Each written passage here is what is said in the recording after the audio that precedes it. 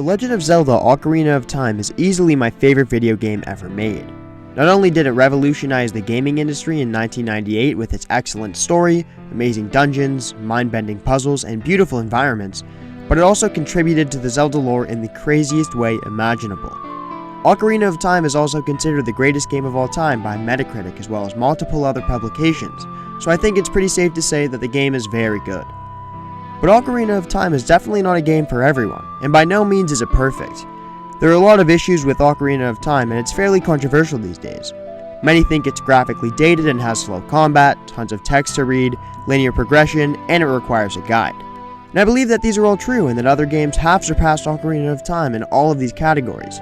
But still, in my opinion, all of Ocarina of Time's flaws are what make it so amazing. Let me explain. So yes, Ocarina of Time has all of these issues regarding its gameplay and progression, and that is all true. A lot of Ocarina of Time is doing boring fetch quests or spamming A as you roll along Hyrule Field. The combat also has a lot of waiting involved, and it's not very satisfying. Ocarina drags on at times, and simultaneously tells you everything through Navi, but doesn't tell you enough because it's super easy to get lost in the game and not know what to do. But all of these things are what make Ocarina of Time great in my opinion, and here's why. Ocarina of Time has a linear structure and progression, so it's relatively formulaic.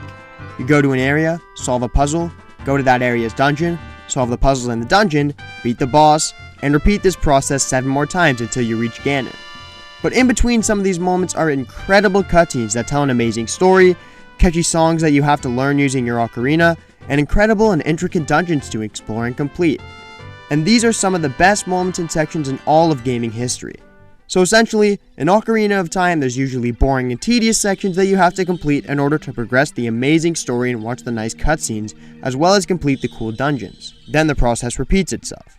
So it basically goes boring part, great part, and repeat. But the fact that these boring parts exist make these amazing parts that much better. Think about it like this. Ice cream on its own is a great food. I love ice cream, you probably love ice cream, it's an objectively delicious food. But having a cold scoop of ice cream right after you've eaten the world's spiciest pepper makes that ice cream feel like the best thing in the world. Here's another example. Playing video games all day when you have nothing to do is nice, but playing video games after a hard day of work makes those games feel so much better and more enjoyable. This is basically the exact same principle as an Ocarina of Time. You do the boring and tedious stuff like roaming around the world and reading text and whatnot, but after you've completed those things you get rewarded with progression in the story or amazing gaming sections in the dungeons. This makes these specific sections incredibly memorable and it makes you forget all about the bad stuff you just did. If Ocarina of Time was just filled with dungeons, they wouldn't be nearly as special or as memorable as they are. Same goes for the story. If Ocarina told its story in a similar way to a game like Detroit Become Human for instance, the cutscenes wouldn't be as meaningful or memorable as they currently are and they just get dull after a certain point in time. Ocarina's main attractions like its story and dungeons never feel this way, partially because of the filler content. This also has a similar philosophy with a game like Dark Souls or Bloodborne. These games are wicked difficult, so you'll feel very frustrated during like 90% of the game or something. But when you finally defeat a boss or light a bonfire, it's so incredibly satisfying that it was worth the struggle. Imagine if Dark Souls wasn't hard to beat. It wouldn't be really fun just walking around the world fighting bad guys. If Dark Souls didn't have its sense of progression, it probably wouldn't be a critically acclaimed and beloved game. But it does, so it is a critically acclaimed and beloved game. A lot of people might be saying this. If Ocarina of Time is only fun like half the time, then how is it the greatest game ever made? And the answer to that question is simple. The fun half of the game overshadows the rest of it completely. Looking back at the first time I played Ocarina of Time, I remember feeling bored while reading the text, frustrated in the water temple, and confused as to why Nintendo made the combat so tedious.